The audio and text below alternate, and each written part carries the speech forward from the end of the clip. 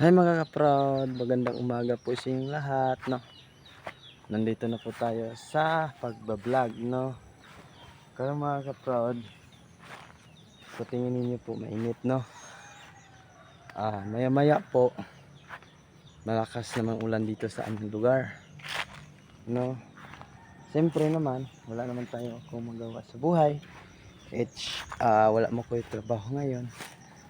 Dito naman ako magba-vlog naman ako ulit sa buhay ko sa araw-araw kong gawain, no. Tapos mga kaprod,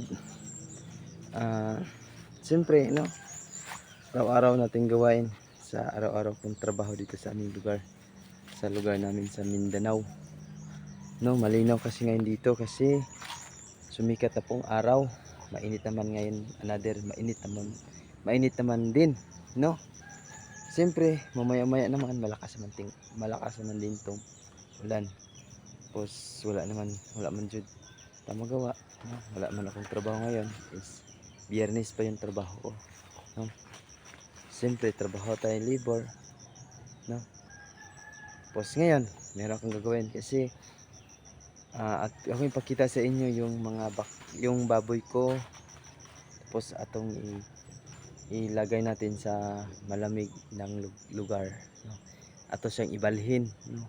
So Bisaya pa ibalhin natin, ibalhin nato para di siya mainitan, no. Karon naanjid akong kauban mo iro to pero si Bantay at saka si Snowber, no.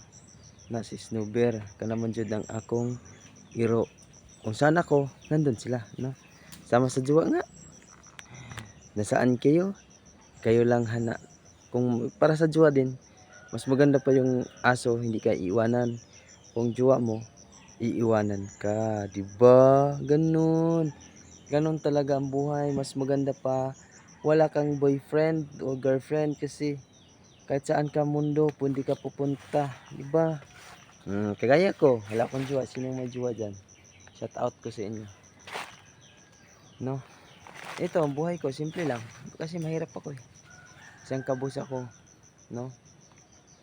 At saka dito tayo kukuha tayo ng baboy kasi yung inahin kong baboy mainit na, no. Siyempre ako naman dito ito agi to sa baboy. Yung inahin kong baboy dito siya, kung dito mo siya ilagay, grabe, no, para nag-araro siya, no. Grabe mga kaprod, no. Puti kasi dito mga kaprod. Tapos dami naman kasi sa haging to yung mga yung Gemelina, yung Gemelina mga kaprod, no. Tapos dito naman ta sa banda, actually makita naman nyo yung sagingan sa tatay ko. Di ba? Easy. Oh my goodness, mag-chart ta diri kasi kung nag-isa. Tapos yung baktin ko, yung mga biik ko hindi masyado makita, no. Char lang. Tapos siyempre nandito naman tayo sa inahin kong baboy. Pakilala ko po sa inyo yung baboy ko. Ito ang biik ko, yung baboy. Ito si baboy, ano. Ito mga taga Bisaya o taga ibang bansa o taga Maynila, ganito yung baboy nila. Tingnan mo yung biik ko. Ito yung baboy ko. Ito matagal na to sa amin, ano. Hi budik, mainit ba? Ha? Kawawa. Tapos siyempre kung malawak yung mga lupain ninyo, pwede naman ninyo itigway lang yung baboy nyo, no. Yung mga baboy pwede lang yang sa inyo, kung sa inyo lang lupain or sa inyo din yung mga sagingan, pwede mo lang nyo ilagay dyan, no. Katulad dito sa amin, yung baboy namin nilagyan lang namin ng tali. Tapos kailangan papakain nyo araw-araw, no.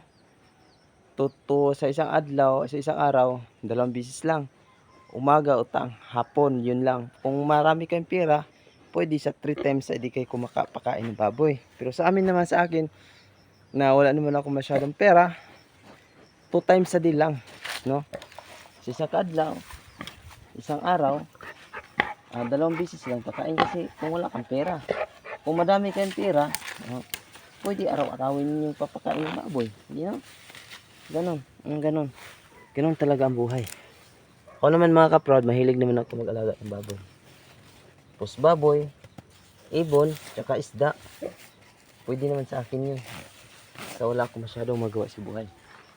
Mag-alaga ako ng baboy, manok, or kahit ano, basta para sa akin. No, successful tayo ng buhay natin, no? Tapos, ganito ang buhay natin dito sa probinsya, dito sa Cagayan de Oro. Tapos yung bahay namin, no? Paggawa ko lang yung bahay, kung siyempre baka naman mapalaran ako na maging lumaki yung mga followers ko, subscribers ko, may sahod na ako, or may makahanap ako ng trabaho pang abroad. Siyempre, magpagawa ko ng bahay, di ba? Ganun talaga ang buhay mga ka-proud, no? Kasi pangarap ko talaga. Pangarap ko na maganda yung bahay ko.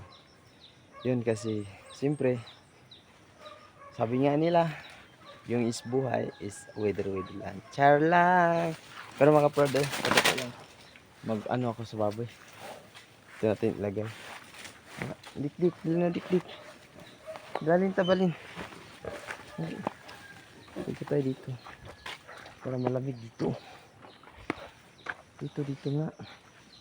Dali. Dito. Kasi maulan kasi ngayon. Siyempre makakada. Ilagay natin dito yung ano natin cellphone. Maayos.